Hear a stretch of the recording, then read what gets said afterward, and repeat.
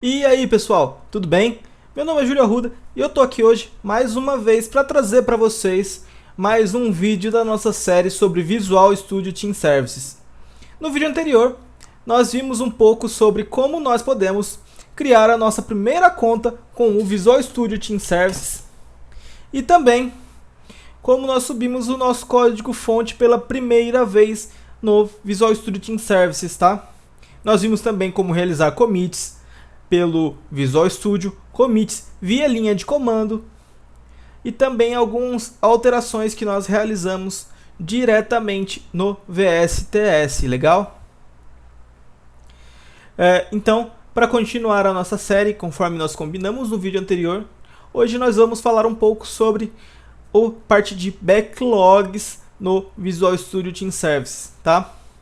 Sobre toda aquela parte de Scrum Board, Kanban Board que nós costumamos fazer, nós podemos trazer isso aqui para dentro do nosso Visual Studio Team Services, tá legal? Mas antes de continuar, não se esqueça de se inscrever no canal, desce aqui a tela, clica no botãozinho inscrever-se e clica também no sininho para você se manter atualizado de todos os nossos novos vídeos que tiver no canal, tá? Se você também tiver alguma dúvida, aparecer alguma coisa durante o vídeo que você não entendeu, ou alguma outra dúvida que seja pertinente ao assunto que eu não tenha abordado, coloca aí na caixinha de comentários que a gente responde para você depois. Se for algum conteúdo bacana, que compense fazer algum vídeo, assim, um conteúdo bacana mesmo, para solucionar a vida de outras pessoas também, nós podemos gerar um outro vídeo, ou então, quem sabe, apenas um artigo no blog lá, dependendo da complexidade do negócio, tá? Bom, então vamos para a parte que interessa agora, tá? Então vamos abrir a nossa página lá no site do Visual Studio. E essa tela que está aparecendo para mim é uma tela que eu comentei no vídeo anterior com vocês, tá? Que quando eu já tenho algumas contas de Visual Studio Team Services, ele me mostra uma tela já as exibindo, que seria essa tela aqui. Como eu só tenho essa conta, só está exibindo essa. Se eu quisesse criar uma conta nova, era só eu vir aqui em Create New Account, tá? Que eu poderia estar criando uma nova conta por aqui. Mas no nosso caso, a gente quer abrir o Visual Studio Team Services, que já existe. Eu vou clicar no Demo Série Vídeo. Vocês vão clicar na conta que vocês criaram aí. E vamos lá. Vocês já conhecem, essa é a tela inicial do nosso Visual Studio Team Services, onde ele lista os projetos que nós podemos navegar.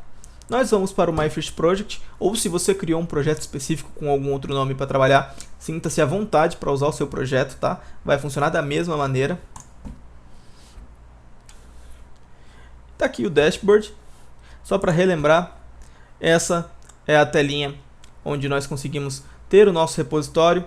E hoje nós vamos trabalhar na parte de Work, que é onde nós gerimos toda essa parte de tarefas, essa parte de backlog. Bom, se você já costuma trabalhar com Scrum, com Kanban, você já sabe das estruturas que ele traz pra gente, né?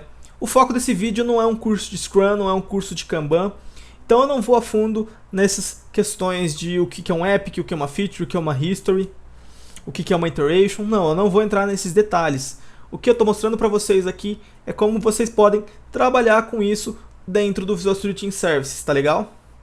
Então, você que já conhece aí o Scrum, como eu falei, conhece o conceito de epics, de features e histories, e tudo isso nós conseguimos trazer aqui para dentro do nosso Visual Studio Team Services.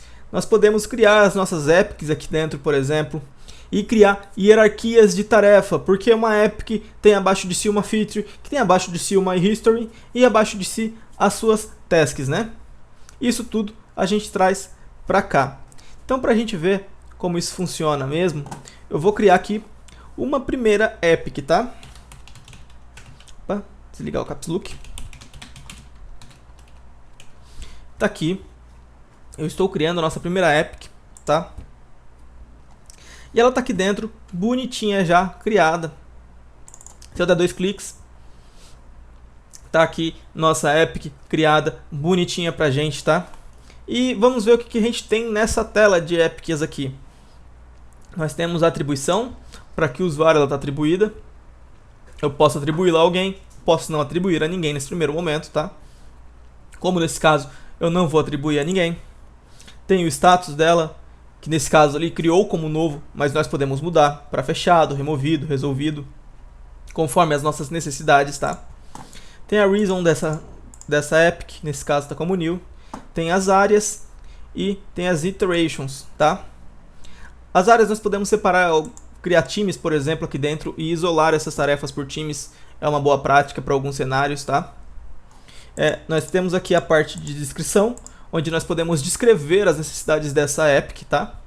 E também uma parte de discussão, onde seria uma parte de bate-papo, digamos assim, do nosso epic. Mas isso tem para toda a estrutura de tarefas aqui dentro. Todos os backlogs têm essa parte de discussion, onde eu posso mencionar algum usuário, por exemplo, para ele estar respondendo alguma coisa, alguma dúvida que nós possamos ter referente a essa funcionalidade que está sendo solicitada. Por exemplo, se eu vier aqui no arroba, ele já me mostra o usuário disponível, que no caso é o meu. Eu poderia estar nomeando o seu usuário, o usuário do seu colega, o usuário do seu chefe, para poder estar vinculando aqui e ele ser notificado que eu preciso interagir com ele, que eu quero alguma explicação dele sobre determinado assunto, tá? Não vamos colocar nada aqui agora. Nós podemos definir prioridades, riscos, valor de negócio, entre outras coisas aqui dentro. E também esses campos são customizáveis, tá? Se você precisa de alguma coisa dentro da tarefa que não está aqui, ele é customizável. Nós conseguimos adaptar isso para você. Eu mostro depois para vocês aqui onde que nós podemos customizar também os nossos work items, tá? Aqui tem a área de development, que daqui a pouco vocês vão ver, que é quando eu consigo vincular uma alteração no código fonte, ou também eu posso vir aqui e criar uma nova branch no meu repositório Git a partir dessa minha epic e deixá-la vinculada, tá? Isso aqui ajuda muito a gente, tá? Você tem noção do que a Microsoft fez aqui dentro com o Git? Ela não está deixando o Git isolado lá como um repositório de código fonte. Ela está integrando ele com toda essa... Esqueci o termo agora. Com todo esse pacote de ferramentas dela de DevOps para entregar uma visão enterprise do negócio. Nós não vamos criar uma branch aqui agora, tá? E também nós temos aqui Related Work. Imagina que essa epic fosse filha de alguém. Ela apareceria aqui automaticamente. Se eu quero vinculá-la a uma nova task ou a uma task que já existe, eu posso vir aqui também e vincular, tá legal? Nós temos também aqui os históricos de alteração, ou seja, tudo que foi alterado dentro do work item é exibido aqui nessa tela de alterações, de histórico de alterações.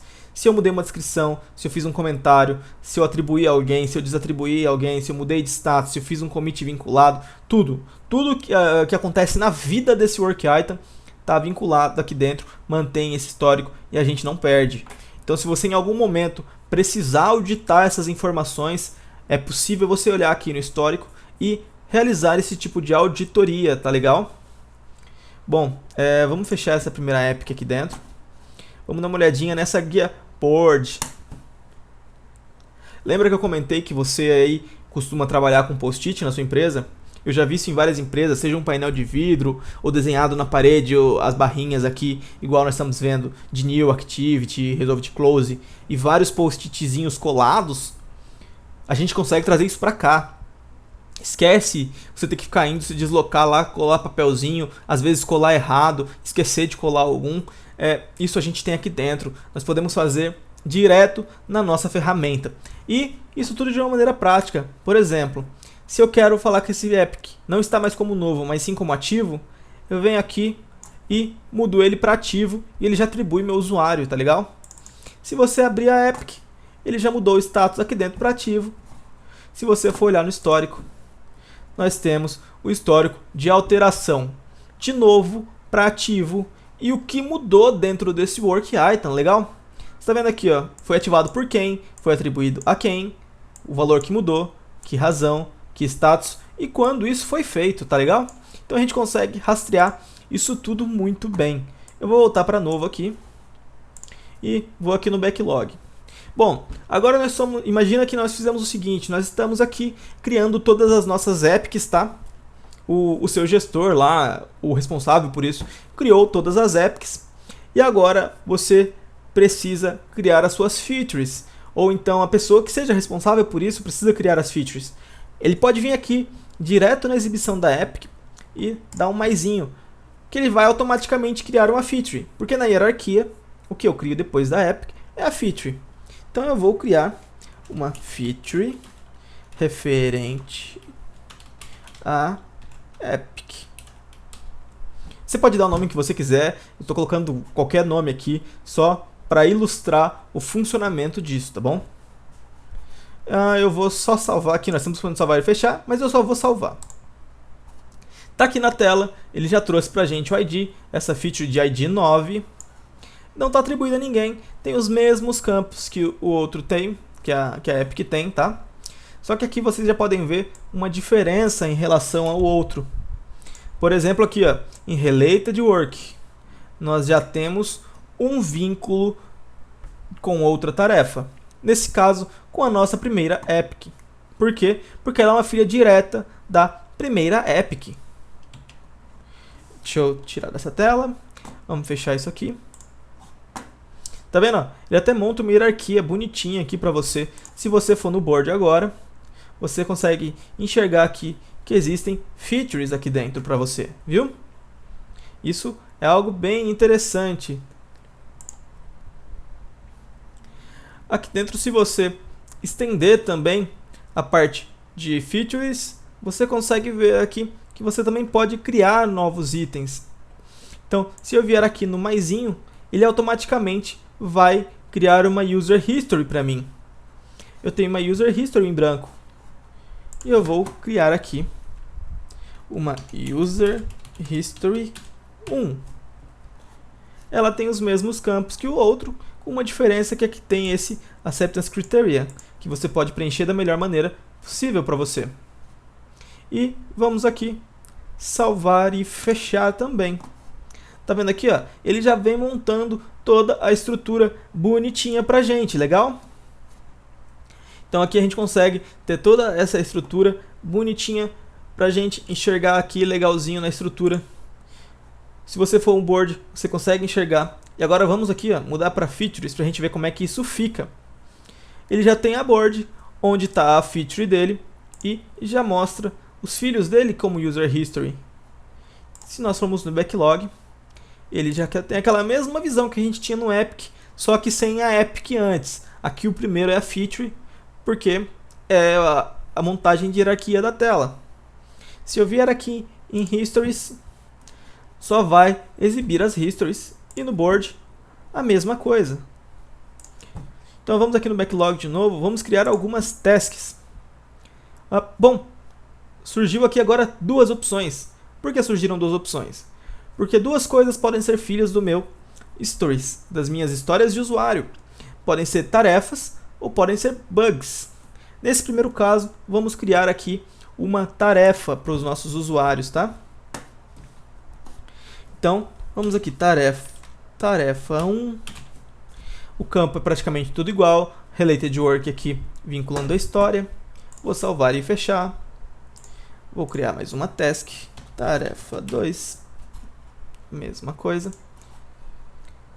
Criar mais uma. Só para deixar tudo mais bonitinho. Vou salvar. E também vou criar agora um bug aqui para vocês verem como isso funciona. Vou criar aqui o bug de número 1. O que tem de diferente no bug para as demais alterações? Nós temos essa área onde nós vamos colocar os passos para a reprodução do erro. É nessa caixinha onde o seu usuário, a pessoa que testou, que está preenchendo, vai colocar o passo a passo do que aconteceu para ela, para ocasionar o erro. De uma maneira geral, ela vai aqui colocar uns prints, vai descrever, digitar, tudo legalzinho. Nós temos informações de sistema aqui embaixo, tá? E de restante é praticamente as mesmas coisas que a gente já viu. Tem uma ferramenta interessante, que é um plugin para o browser, tá? Se eu não me engano, eu posso estar errado, funciona só no Chrome no momento. É um plugin lá do Visual Studio Team Services. Depois eu coloco o link na descrição do vídeo para vocês. onde com ele é possível nós realizarmos gravações dos nossos passos para testar a aplicação, e ele já vai gerar o nosso bug para a gente, mostrando o passo a passo para reprodução do erro. Então, se eu tive que clicar no menu iniciar, se eu tive que clicar na opção tal, se eu cliquei no combo box, se eu digitei algum valor, ele já vai trazer isso pra gente e incluindo os prints já no bug pro VSTS aqui pra gente, facilitando muito a vida do desenvolvedor, tá? Então vamos salvar e fechar isso aqui. E vamos dar uma olhadinha no board do Histories. Então, se você for olhar a história de usuário, você pode ver aqui que já temos N tarefas, no caso 3. Legal, mas agora nós queremos ver as nossas iterations, como elas estão. Então vamos aqui clicar na iteration corrente, a iteration 1. Poxa, não tem nada aqui na iteration 1. Por que não tem nada na iteration 1? Porque nós não atribuímos nenhuma das tarefas para nenhuma iteration, tá? Nós apenas criamos ela no backlog raiz e nós precisamos separar isso por iterations, tá? Então vamos aqui nas histories, vamos aqui no backlog e vamos expandir aqui para exibir nossas tarefas. Vocês estão vendo aqui que tem as tarefas 1, 2 e 3 e o bug, e nós podemos definir isso pro iteration 1. Como é que a gente faz isso? Vem cá, clicar com o botão direito aqui ou clicar nos 3 pontinhos e tem uma opção aqui, ó, chamada Move to Iteration. Tá vendo aqui? Você vai clicar nela. Deixa eu abrir aqui de novo. Você vai clicar nessa Move to Iteration e vai selecionar a iteration que você quer, no caso a current. Então nós vamos colocar aqui, vamos movê-las,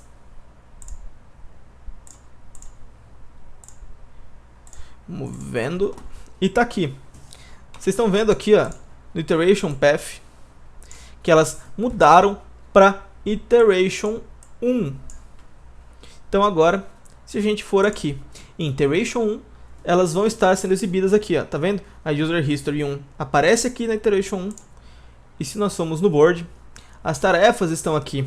Então, essas caixinhas são aqueles nossos post-itzinhos colados no nosso mural lá na empresa, tá?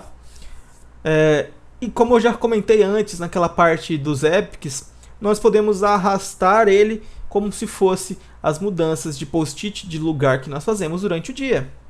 Então, se eu vier aqui na tarefa 1 e mudar para ativo, ele já atribui ao meu usuário, o mesmo para tarefa 3. Outra coisa interessante que nós podemos fazer aqui dentro é atribuir um prazo estipulado de horas para a gente realizar essas tarefas. Então aqui, eu estou deduzindo que eu vou levar 3 horas, eu estou deduzindo que eu vou levar mais 3 nessa, 2 horas nessa e 1 hora nessa. E tá aqui, eu estou falando que a nossa sprint vai ser levada 9 horas para a realização. Mas nós podemos configurar isso também, tá? Nós podemos configurar aqui dentro os dias de trabalho, nós podemos configurar como é os nossos backlogs, se os bugs serão exibidos no backlog. Cadê aqui? Bug History. Nós podemos configurar aqui, ó, as tarefas. Nós podemos fazer N configurações que nos ajudam a identificar as nossas tarefas aqui dentro. Nós podemos configurar a capacidade também do nosso time. Posso falar que para ele poder aqui, para cada tipo de atividade dessa, ele consegue executar 5 horas por dia, por exemplo. Vamos salvar aqui. Cadê a capacidade? Volta aqui. Ele mostra pra gente como estão as coisas aqui dentro do nosso sprint. Se eu falar que minha capacidade é 1 hora por dia, por exemplo, só para exceder a nossa sprint, ele está falando que aquela nossa sprint está quebrada porque as nossas tarefas estão excedendo os prazos pelo tempo que eu configurei lá dentro. Entende? Eu posso configurar aqui os dias da nossa sprint. Eu vou sair aqui sem fazer alteração para não bagunçar lá. Bom, legal. Nós podemos criar isso, as nossas sprints aqui dentro. Nós podemos facilitar a nossa vida trazendo elas para cá. Mas, e além disso, elas vão ficar perdidas por aqui? É só isso que eu posso fazer com elas? Não. não é só isso que você pode fazer com elas. Você pode fazer, por exemplo, um vínculo disso com o seu código-fonte, fazendo uma maior rastreabilidade da sua aplicação. Imagina que você criou lá as suas tarefas aqui, você criou suas sprints e você tem que disponibilizar uma nova feature. Como é que você garante que tudo que você pediu foi feito? Você pode fazer um vínculo dessa sua alteração com o código-fonte, onde nós podemos ver se realmente aquela tarefa tem aquelas alterações, se mais para frente, num processo de build, se ela contempla aquelas alterações e se num deploy lá na frente tem as alterações que nós solicitamos, se elas estão atendendo as tarefas que nós criamos. Entende? Isso tudo traz um retorno muito importante para a gente. Mas como é que a gente faz esse vínculo com o código-fonte? Por exemplo, essa aqui, só para confirmar, mas ela é a tarefa 11. Vamos abrir aqui o projeto que nós criamos no vídeo anterior. Eu vou fazer um comentário nesse método aqui. E vou salvar esse comentário. Eu vou aqui em Team Explorer, em Changes. Vou fazer uma alteração, incluindo comentário. E como é que eu faço o vínculo dessa tarefa aqui dentro? É uma coisa até bem simples, tá? Aqui dentro do Visual Studio, nós temos a opção Related Work Items, tá? Então, se você vier aqui e clicar nesse maisinho aqui, você vai ter a opção de incluir o ID do seu Work Item. No nosso caso, aquele Work Item que eu abri era o Work Item de número 11, mas no seu caso, pode ser qualquer numeração, dependendo de como você criou seus Work Items aí. Se for um projeto mais antigo, que já existem Work Items, provavelmente seu ID já é grande. Mas aqui, vamos adicionar. E aqui você pode ver que ele já adicionou aquele Work Item 11 com o nome de tarefa 1, tá? Então eu vou fazer esse commit em sync para já mandar para o servidor. Tá aqui, ele commitou. E vamos abrir aqui a tarefa. Vamos atualizar, clicar aqui para atualizar. E tá aqui, estão vendo? Na parte de development, ele já incluiu essa parte de comentários aqui dentro, falando que o nosso commit com o Work Item 11 foi realizado com sucesso. Nós conseguimos rastrear aqui dentro do nosso código-fonte, ou melhor, aqui dentro da nossa tarefa, a alteração no código-fonte.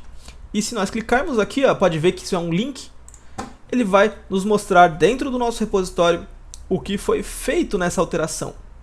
Isso é muito legal, não é, pessoal? Vamos aqui só para ilustrar melhor em Files. Aqui você está vendo, é aquele nosso projetinho que nós criamos no vídeo anterior. Vamos aqui em History e está aqui, ó, o nosso commit. Se você expandir, o Work Item 11 foi incluído. Legal, né, pessoal? Isso traz para a gente uma rastreabilidade bacana. Mas agora tem um ponto que você pode estar se perguntando. Bom, no vídeo anterior a gente falou sobre o Visual Studio Team Services ser multiplataforma. Não importa para que IDE, para que linguagem eu estou desenvolvendo, eu posso utilizá-lo. E também não importa o sistema operacional, se eu estou usando um Visual Studio, se eu não estou, se eu estou usando um terminal de linha de comando, ambos eu posso estar utilizando para commits, né, do Visual Studio Team Services, já que o nosso repositório é Git. E como é que eu faço para vincular uma tarefa no nosso repositório Git por linhas de comando? Se você conhece Git, você já deve saber bem como isso funciona, tá? Mas caso você não conheça, vamos lá. Eu vou aqui pegar outra tarefa só para ficar mais bonitinho. Vou pegar essa 13 aqui. Eu vou fazer um outro comentário. Vou salvar. Só que dessa vez eu não vou aqui pelo Visual Studio. Deixa eu pegar aqui o nosso terminalzinho, tá? Limpar essa tela. E tá aqui. Ele já tá na tela do nosso repositório, tá? Eu vou dar aqui um git status para ver o que nós temos pendente de alteração. Ele está falando aqui que nós temos esse arquivo modificado, mas que ele ainda não está em staging para commit. Eu vou dar um git add. Eu poderia aqui, como eu já comentei antes, passar o arquivo caso eu quisesse subir especificamente ele em uma lista de outros arquivos que não devessem subir. Mas nesse caso eu vou dar um git add ponto para subir tudo, já que é só ele. Se eu der um git status novamente, tá aqui, agora ele está em verdinho. Tá falando que ele está pronto para ser comitado. Já que ele está pronto, vamos realizar o commit disso. Vamos aqui, git commit espaço "-m" para mensagem que nós vamos colocar commit via terminal, incluindo a task. E como é que nós incluímos a task aqui agora? Como eu já comentei, se você conhece Git, você já está bem familiarizado com isso, você já sabe o que eu vou falar. Mas, caso você não conheça, seja novo nesse mundo, vamos aqui colocar um hashtag, cerquilha, como você preferir chamar, e o ID da tarefa no nosso repositório. No nosso caso, falei que a gente ia usar a 13, né? Então tá aqui a 13, fecha aspas, e o commit foi realizado. Mas, como nós bem sabemos, esse commit foi realizado localmente, porque eu ainda não empurrei minhas alterações para o servidor. Então, se eu vier aqui e der um git push para empurrar isso para o servidor, ele já enviou. E se nós viermos aqui do nosso repositório, ele vai estar lá, mas vamos ver direto na tarefa aqui. Está aqui na tarefa. Ele já incluiu o commit via terminal, incluindo a task 13. Vocês viram, pessoal? Isso funciona não só com o Visual Studio. Então, independente da linguagem, da plataforma que você está utilizando, do meio que você está utilizando para os commits, você vai conseguir incluir normalmente seu vínculo às tarefas. Você não vai perder sua rastreabilidade porque você está usando uma linguagem, uma plataforma não Microsoft. Vai funcionar da mesma maneira, vai te dar a mesma rastreabilidade e segurança no processo. Isso aqui, para quem tem um processo aí de auditoria interna, é uma mão na roda. O pessoal de auditoria adora esses tipos de procedimento. Como eu falei, se a gente clicar aqui no link, a gente vai para alteração específica no código-fonte, tá? E vamos lá no arquivo ver como é que ficou no histórico do Git isso. Aqui, diferente do outro que nós tínhamos incluído lá pelo Visual Studio, ele marca como related. Aqui não, como nós passamos o hashtag, faz parte do comentário o ID da tarefa e não tem aquela setinha. Mas nós sabemos que a tarefa vinculada é a tarefa 13. Bom, isso tudo aqui já nos agrega um valor muito grande, não é mesmo, pessoal? Já traz um retorno muito grande para a gente. Porque nós podemos ter as nossas alterações no código-fonte e as nossas tarefas, além de tudo isso, numa mesma ferramenta, elas são unidas e nos permitem uma rastreabilidade muito grande, nos traz uma segurança muito grande no processo. Porque nós podemos fazer isso hoje em dia com ferramentas separadas, né? Nós às vezes temos uma ferramenta para um repositório de código-fonte, por exemplo, o GitLab ou outras, ou até mesmo um GitHub privado, um SVN, o que você quiser usar. E você tem uma outra ferramenta para gerir suas tarefas. Você faz as duas em separado e elas não têm um vínculo, uma rastreabilidade, né? Aqui não, você já faz tudo aqui dentro de uma maneira bem prática e você consegue vincular isso tudo, te trazendo segurança, te trazendo rastreabilidade no processo, tá? Bom, agora eu tenho uma surpresinha interessante para aqueles que usam Visual Studio, para quem desenvolve Microsoft mesmo, né? Esse é um caso específico que é só para Microsoft, pelo menos por enquanto. Não sei se no futuro possa existir algum plugin para outras ferramentas que façam a mesma coisa. Bom, se você usa o Visual Studio no seu dia a dia, é bem possível que você já tenha notado que nas versões mais recentes nós temos esses links aqui em cima dos métodos, né?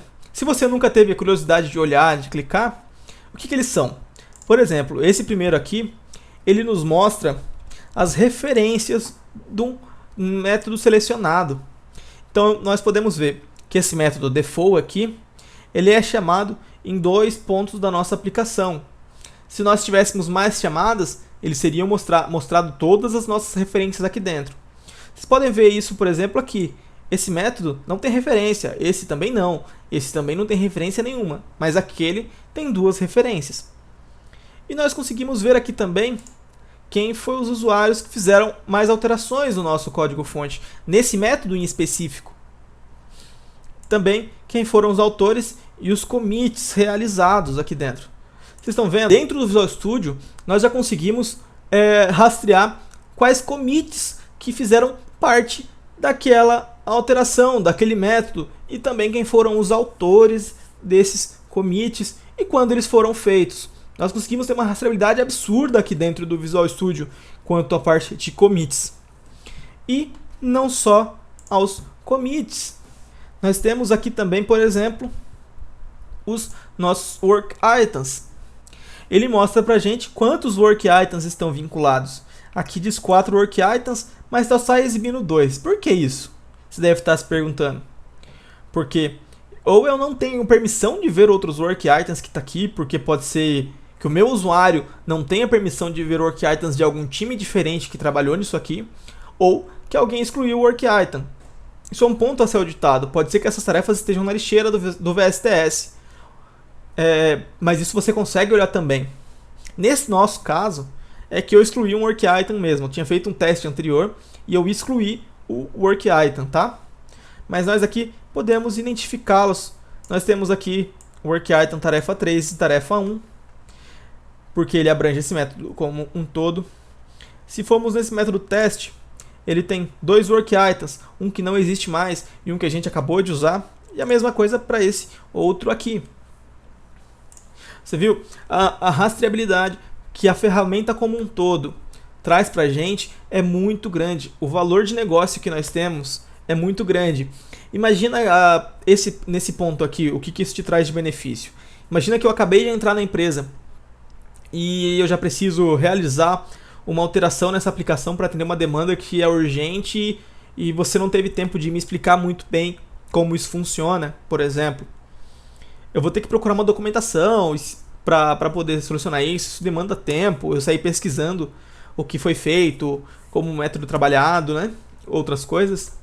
Agora aqui não, eu posso abrir meu Visual Studio, ver meus vínculos com work items e ver o que já foi feito anteriormente, que regras de negócio foram aplicadas porque estavam nos históricos de work item, por exemplo, e entender melhor e fazer um processo mais rápido para entregar a demanda, né? Isso aqui pode-se dizer que é uma documentação viva do nosso projeto, traz uma agilidade, um valor muito grande para a gente, essa integração toda que nós temos aqui com essa stack do Visual Studio. Lembrei, stack. Com tudo isso que nós temos aqui. Tem mais um ponto que eu queria mostrar para vocês, que eu tinha comentado anteriormente. Vamos voltar aqui para Account Home. Vamos aqui em configurações.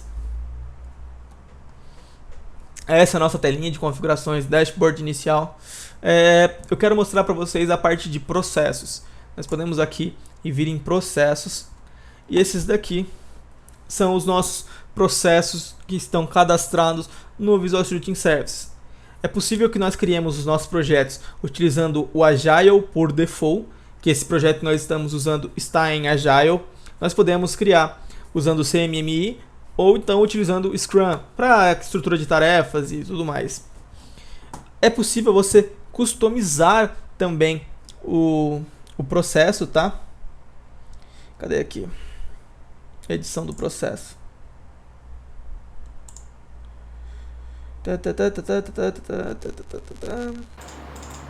Tá aqui. Eu vou clicar no Agile, que é o Agile que a gente está usando, tá? E aqui ele tem um overview com o nome do processo, a descrição do template, work item types. Esses são os tipos de work item. Ele mostra para você os campos, os estados, os backlogs que ele tem. Cada um deles, cada um dos tipos de tasks. E você pode customizá-los, tá? Aqui, por exemplo, eu estou criando um processo Agile personalizado. Vamos criar aqui, criar um processo. E vamos customizar o Agile personalizado. Então nós temos aqui os Work Item Types. Se você no seu processo precisa de um tipo novo de Work Item, eu vou criar aqui New Type. Eu posso definir a cor, que é essa corzinha aqui da barrinha que ele usa, tá? Eu posso definir que cor eu vou usar aqui. Eu vou colocar aqui um preto. e vou criar o nosso Work Item Type. E ele já te traz um layout padrãozão aqui, onde você pode estar criando as suas coisas, tá? Você pode vir aqui e criar um novo campo.